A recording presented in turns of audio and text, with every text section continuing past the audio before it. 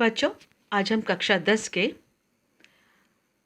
क्षितिज से पाठ 11 बाल गोविंद भगत पढ़ेंगे। इसके लेखक है रामवृक्ष बेनीपुरी। रामवृक्ष बेनीपुरी जी आधुनिक युग के प्रसिद्ध साहित्यकार थे। वे स्वतंत्रता सेनानी भी थे और असहयोग आंदोलन में कई बार जेल भी गए थे। इन्होंने कई पत्र पत्रिकाओं का संपादन कार्य भी किया था। कई उपन्यास, नाटक, कहानियाँ और यात्रा वृत्तांत भी इन्होंने लिखा है। इनका जन्म 1902 में बिहार के मुजफ्फरपुर के बेनीपुर गांव में हुआ। इनकी मृत्यु 1968 में हुई थी।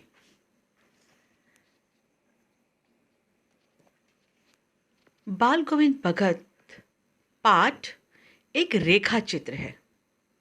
रेखा चित्र का अर्थ होता है जब लेखक शब्दों के द्वारा किसी व्यक्ति या वस्तु का इस प्रकार वर्णन करता हो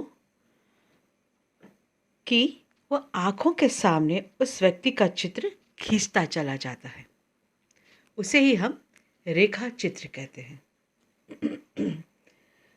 जिसमें इस पाठ में लेखक ने एक ऐसे व्यक्ति के व्यक्तित्व का वर्णन किया है जो थे तो ग्रस्त, पर उनमें साधुओं के सारे गुण विद्यमान थे। उनका पहनावा, आचार, विचार, व्यवहार सभी साधुओं के से थे। वे कबीरदास जी को अपना साहब यानी ईश्वर मानते थे। उन्हीं की तरह आचरण करते थे।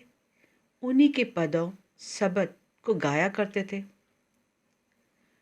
भोर में और संध्या समय में खेतों में अनाज की रोपनी करते समय भी वे कबीर के पदों को ही गाया करते थे। बाल गोविंद भगत 60 वर्ष से कुछ अधिक के ही होंगे। मंझोले कद के, गोरे, उनके सिल के बाल पके हुए थे और सफ़ेद दाढ़ी थी। माथे पर राम नंदी चंदन का टीका लगाते थे और गले में तुलसी के माला पहना करते थे। सफ़ेद धोती होती थी। हाँ, जाड़े में वे कभी कंबल ओढ़ लिया करते थे। उनकी पत्नी बहुत पहले ही मर चुकी थी। एक बेटा और एक बहू थे। मकान था, खेतीबाड़ी भी थी। इन सब के बावजूद वे साधुओं की परिभाषा में पूरे उतरते थे। बाल गोविंद भगत मन से, अपने गुणों से, कर्म से सन्यासी थे, दिखावे के लिए नहीं। वे कबीरदास जी के तरह ही खरा बोलते थे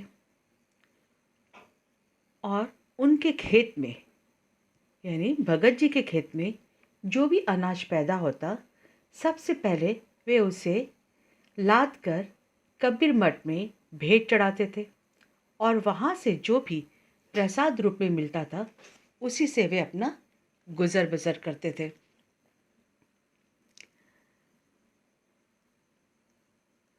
तो ये था लेखक परिचय और बाल गोविंद भगत जी का भी परिचय।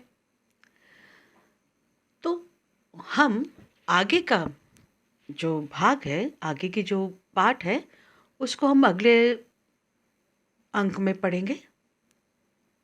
आज यहीं तक।